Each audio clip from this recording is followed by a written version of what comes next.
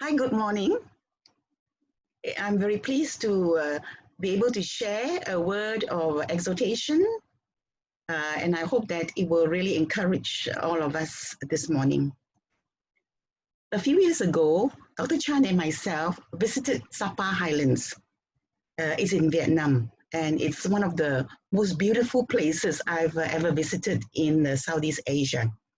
The topography consists of mountains and valleys. I still remember a wonderful trip to Sapa very vividly.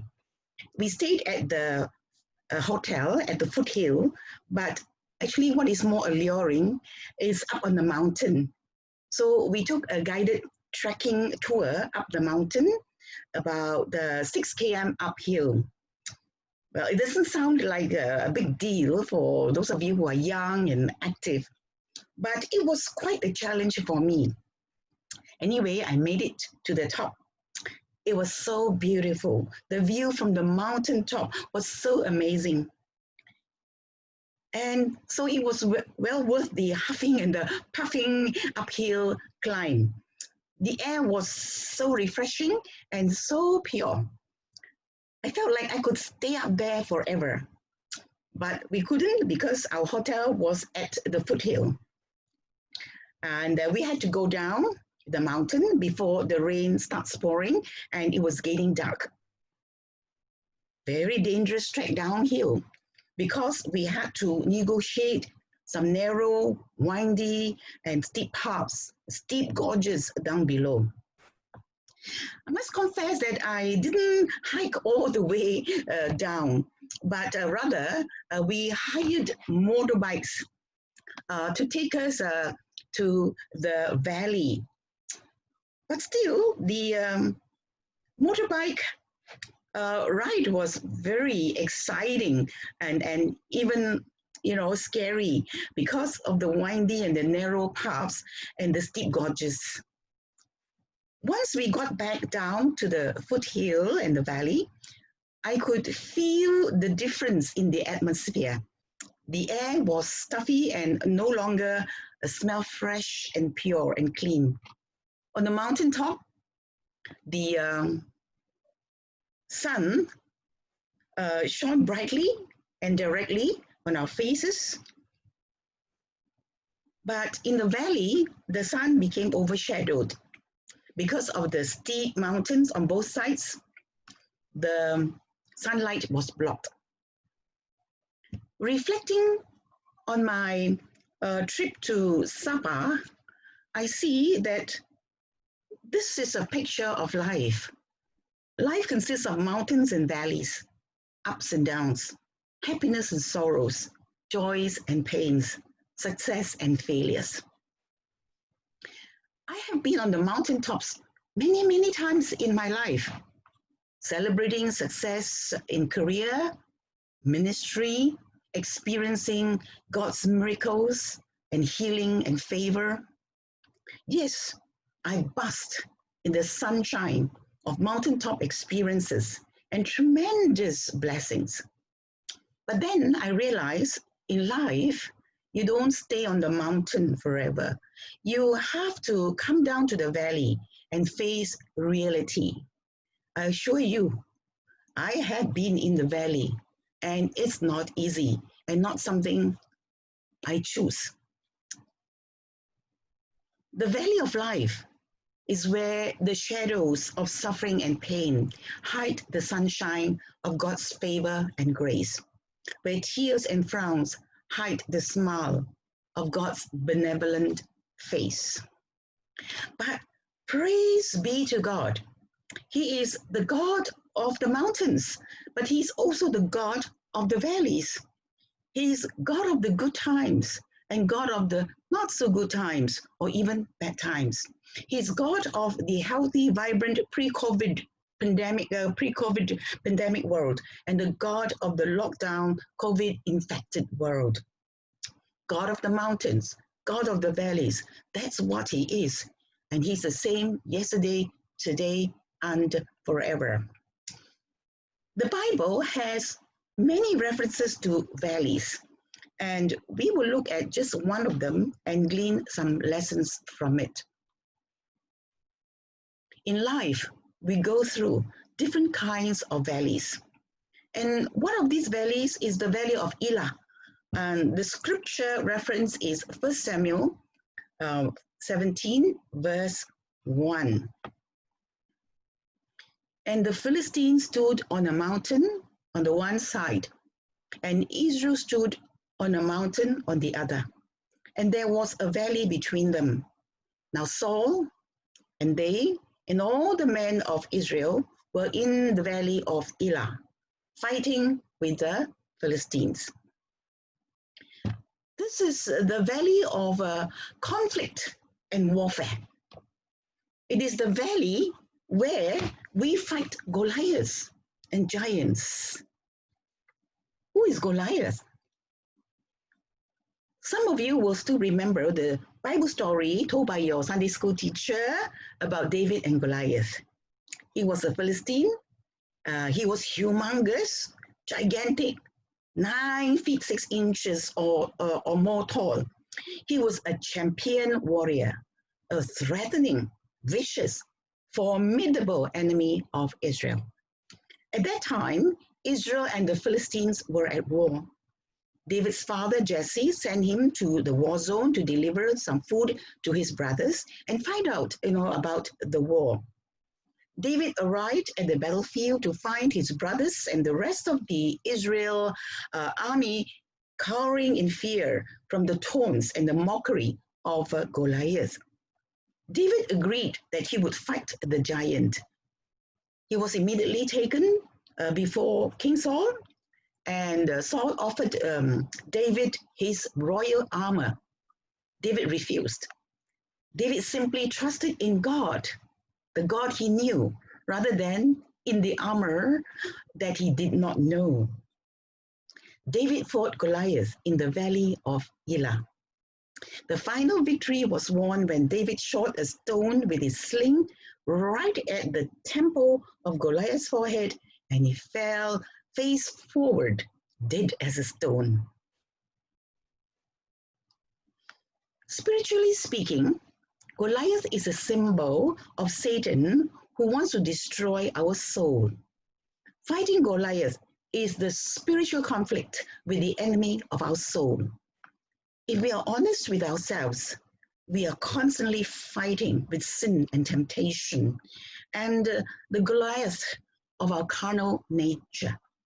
To be truthful, I fight the giant of sin of pride, selfishness, negative mindset on a regular basis. Like Apostle Paul, many men and women of God fight this giant in the valley of Elah. In Romans 7, Paul acknowledges that he too had to fight the battle with the will and the flesh.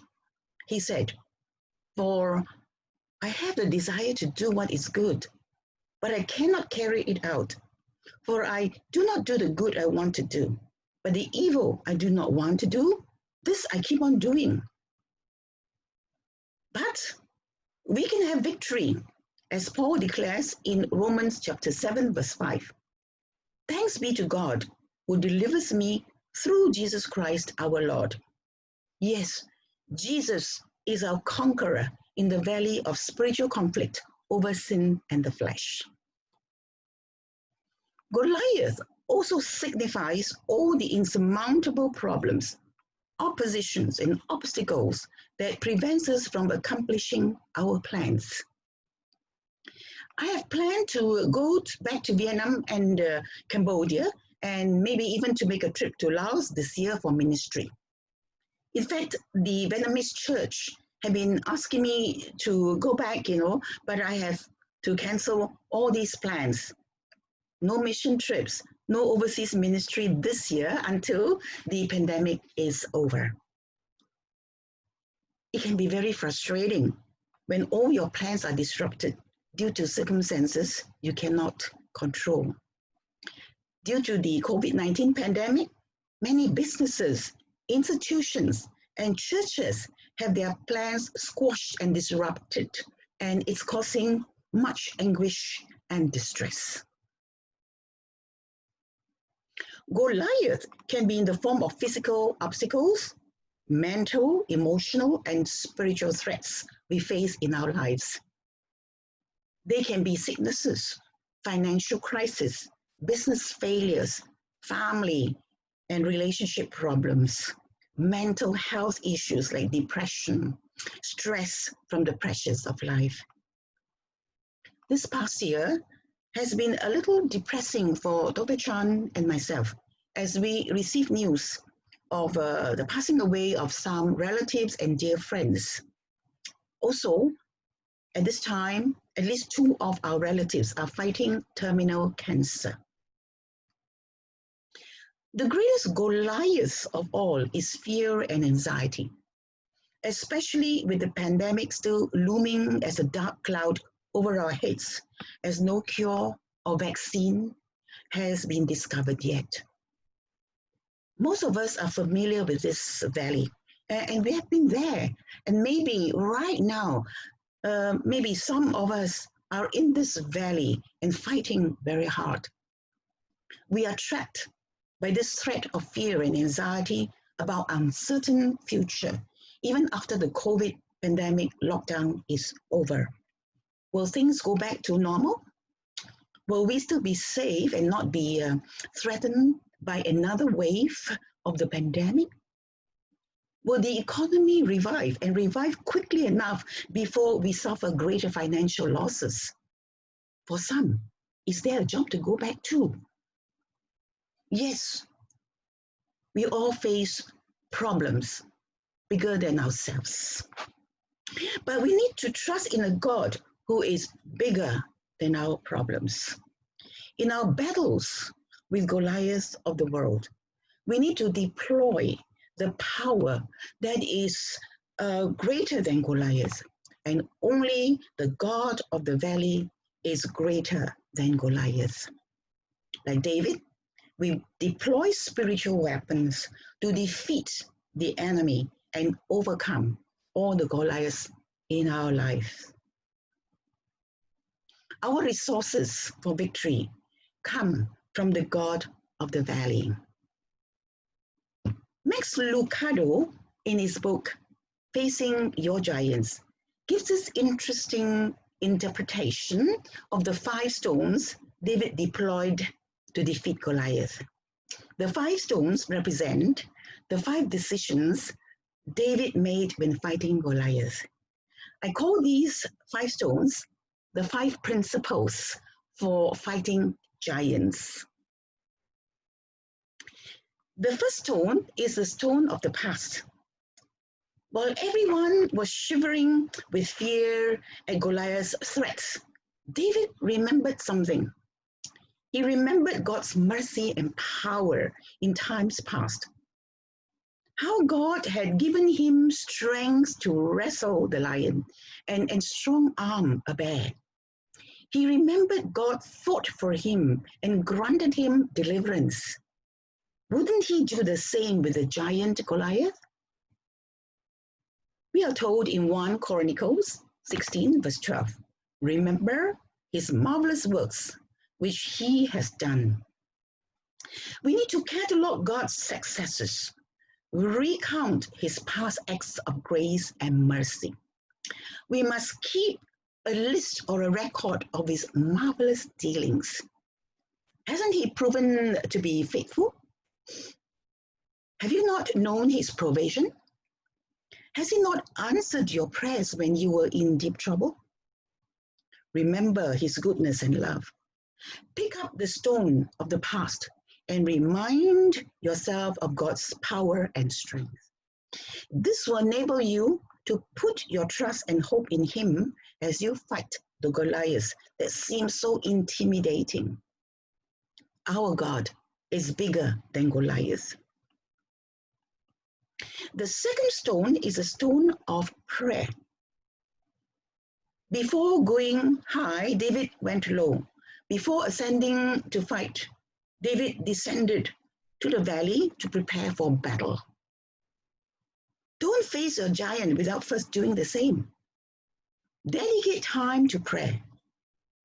Prayer is David's secret weapon for success. In Psalm 63, verse 1, he says, "O God, You are my God. Earnestly I seek you. My soul thirsts for you. My body longs for you in a dry and weary land where there is no water. Pick up the stone of prayer. Invite God's help. And don't neglect seeking God's guidance and wisdom before you fight your giant. Paul the Apostle wrote, prayer is essential in this ongoing warfare. Pray hard and long. Ephesians chapter 6, verse 18.